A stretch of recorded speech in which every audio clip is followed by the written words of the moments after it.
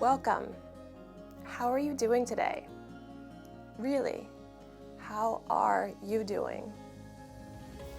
Have you ever noticed how sometimes it's easier to answer that question when things are going well?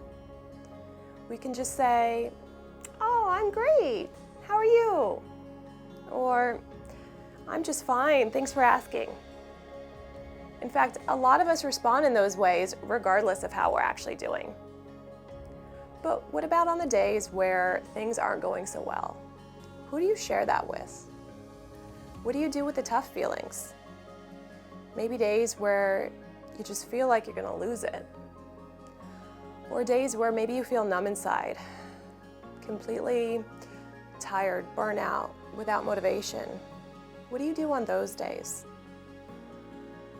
It can be difficult to admit when we're not doing well. In fact, sometimes admitting that can feel really uncomfortable, embarrassing.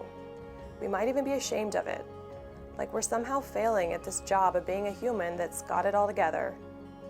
How would other people view us if they knew?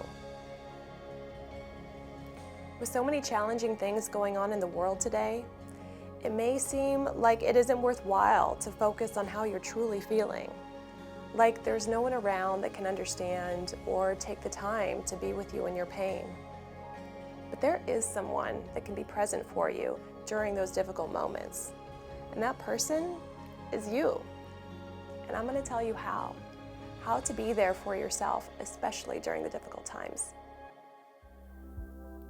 Key point number 1, stress changes our state, and our state affects how we respond to that stress.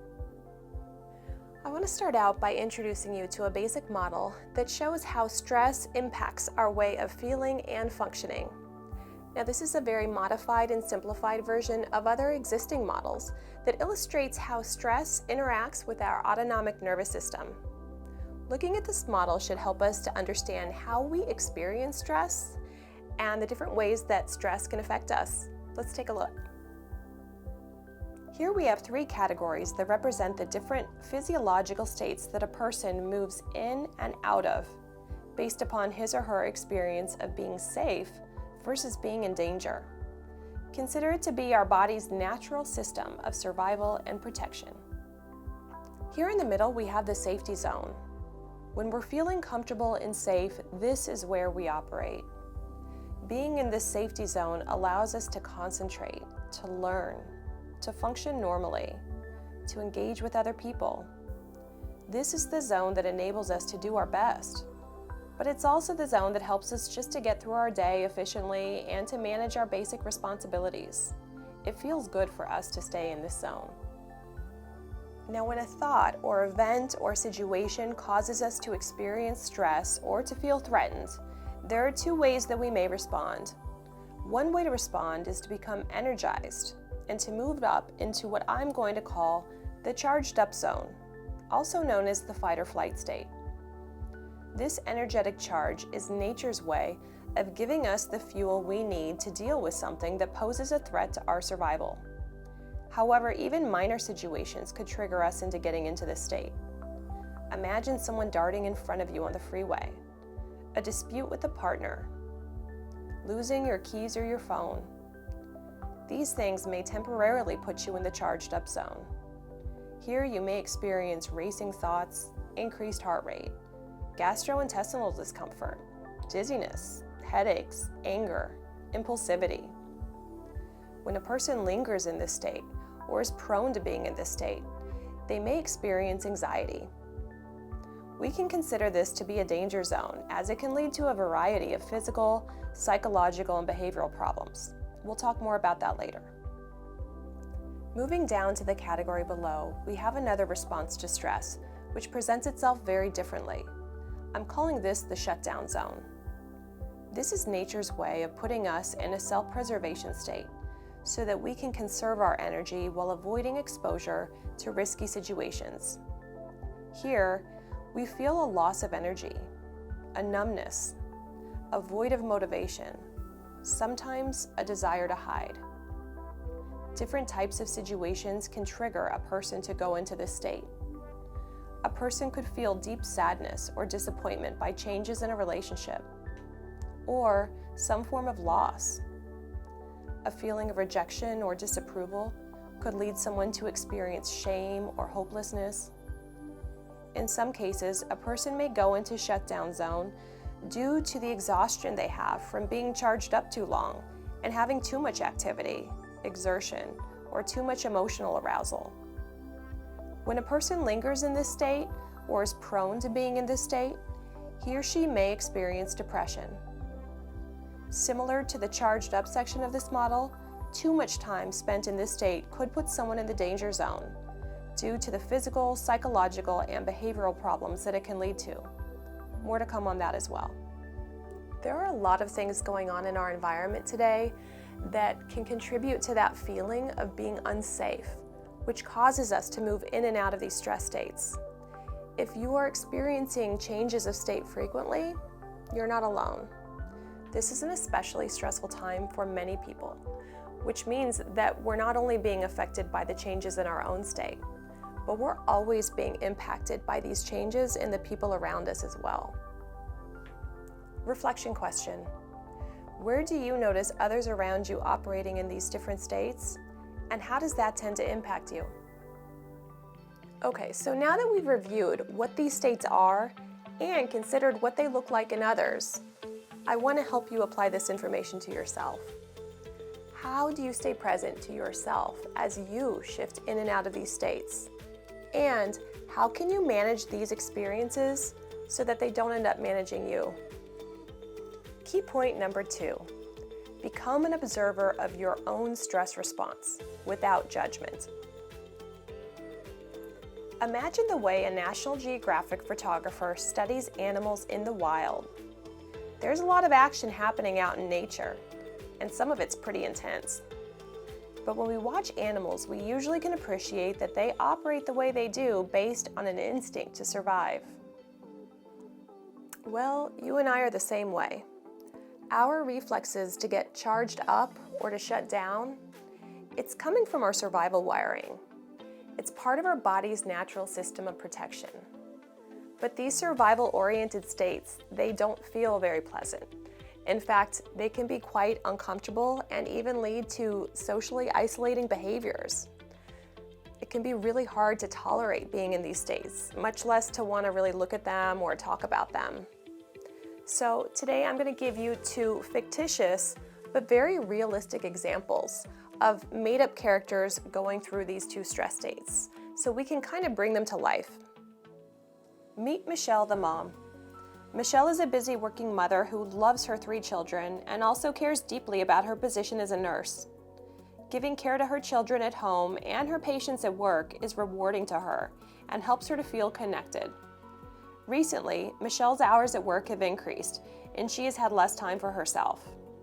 During the days that she is not working, she often finds herself tired and irritable, with little patience for her children. When her children begin arguing with one another or disobeying household rules, Michelle will become flooded with anger. Her face will feel red hot, her heart will start racing, and her mind will go blank. She becomes dizzy with rage. Michelle sometimes fears that she will lose control in these moments, but she also feels that she has no one to turn to for support and no way to support herself. So what can we learn from Michelle's story? Are there any parts of that you can relate to?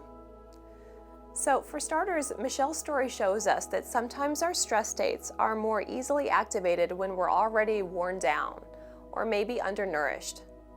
For Michelle, her increase of hours at work and her busy role as a caregiver at home was causing her to feel very tired. She probably wasn't taking a lot of time to care for herself. Maybe she didn't feel like she had the time.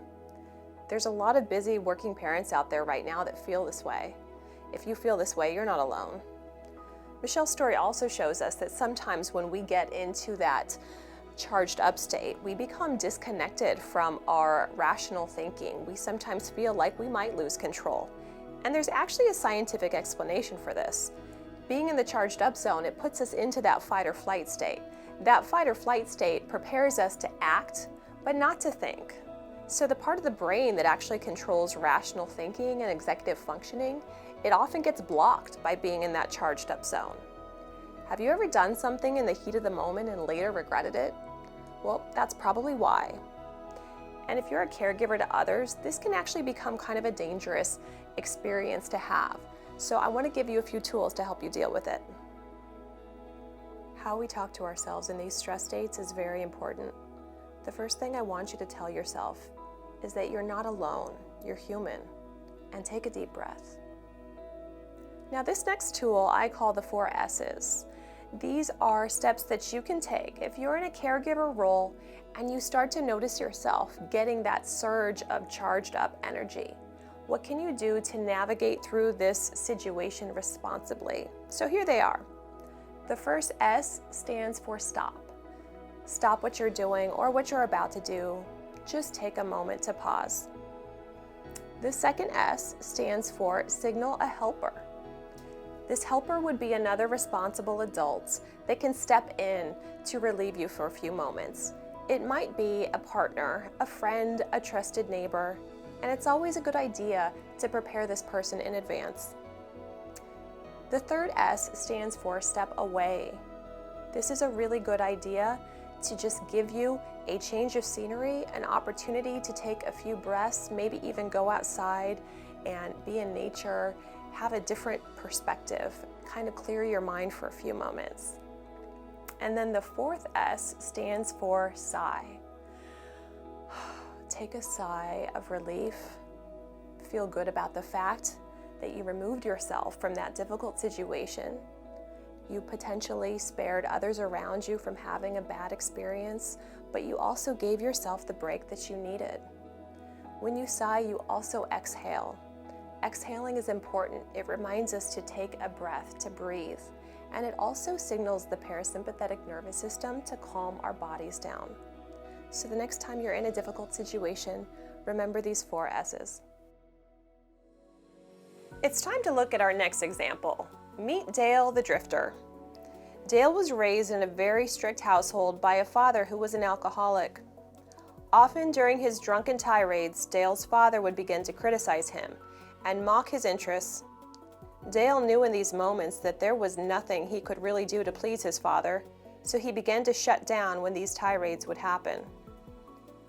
As an adult, Dale became a very private person with a strong work ethic who craved validation and normally received that through his professional achievements. However, whenever he would begin to receive any type of constructive feedback from a supervisor, he would assume that he had failed, and he would shut down inside. These experiences often led to his decisions to transfer departments and even leave promising jobs. Regardless of Dale's level of success, he would often feel empty inside and would always be braced for that next indication of disapproval, failure, or rejection from someone in a position of authority. So what can we learn from Dale's story? Are there any parts to Dale's story that you can relate to?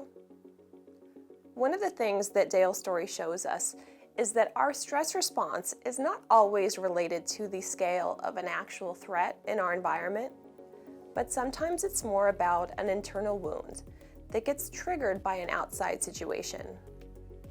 Dale is probably guarding a very fragile sense of self-worth. He may even be carrying around some of the angry messages that he received from his childhood.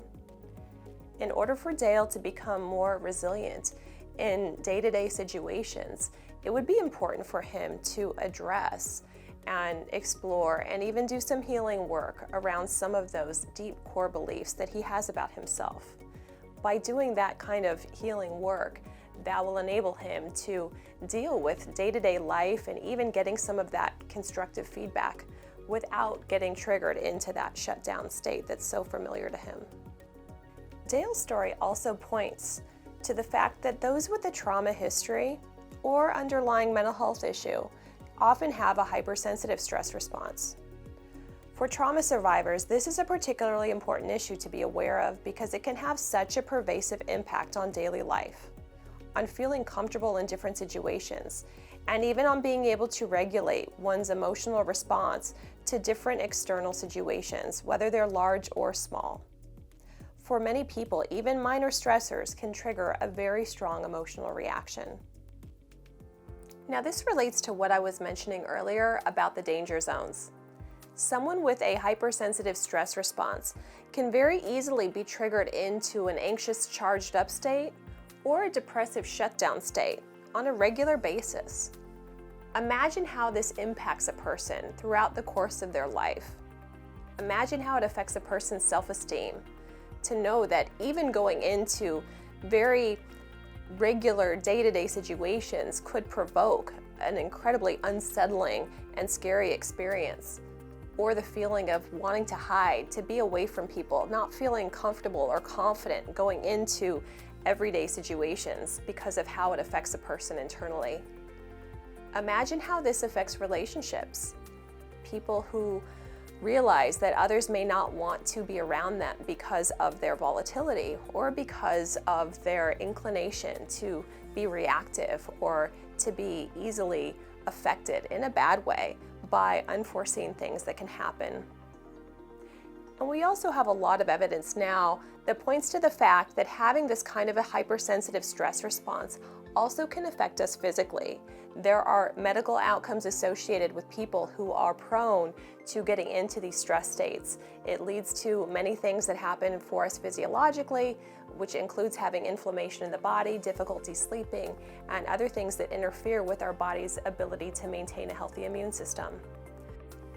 Experiencing long-term stress can also be a risk factor for heart disease, as it causes the body to maintain high levels of cortisol, which can increase blood pressure and reduce blood flow to the heart muscle.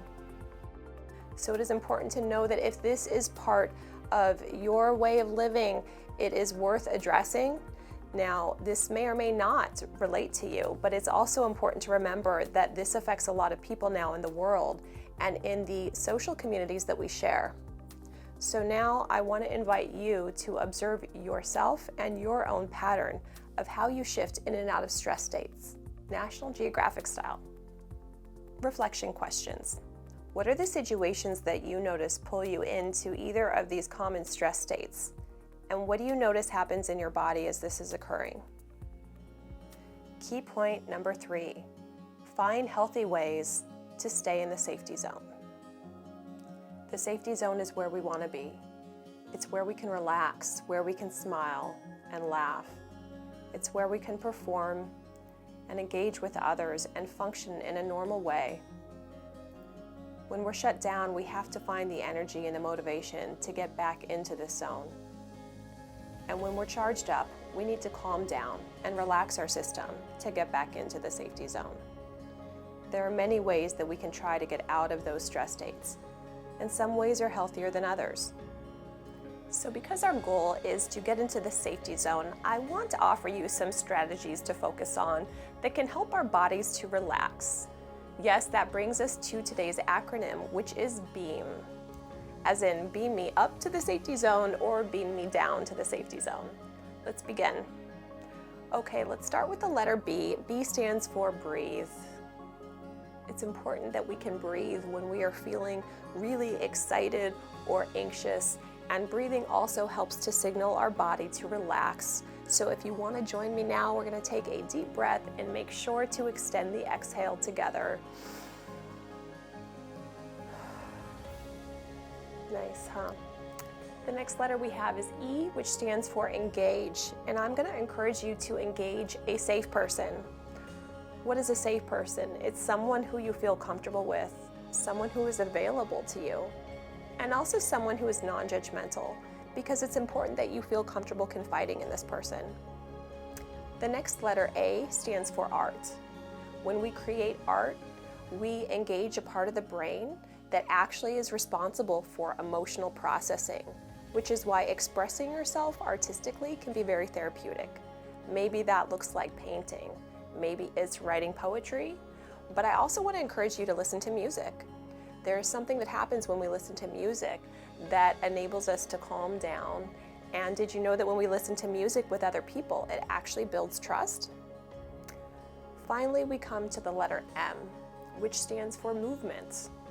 Now, this movement can look like all kinds of things. This could be stretching. This could be walking around the block. Maybe this means turning on some music and dancing.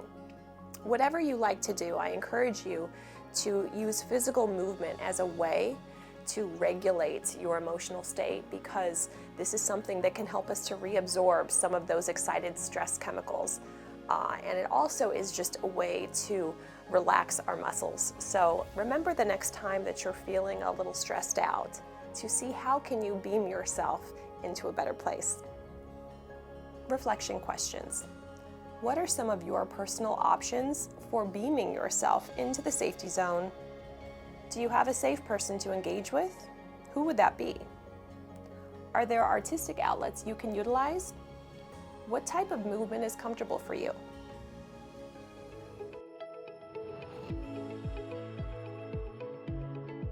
I have a favorite quote that I want to share with you. Every morning we are born again. It's what we do today that matters most.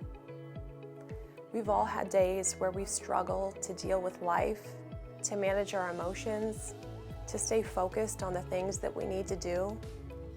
And it's okay not to feel okay. But it's also important not to let those moments define you. Today can be the day that you breathe through it. Today can be the day that you reach out to your safe person and ask for some extra support. Today can be the day that you step back and reevaluate the things that aren't working, to see what needs changing, what needs to be released, or what kind of help is needed to better deal with the heavy stuff. What we do today matters. You matter. And thank you so much for spending this part of your day with me.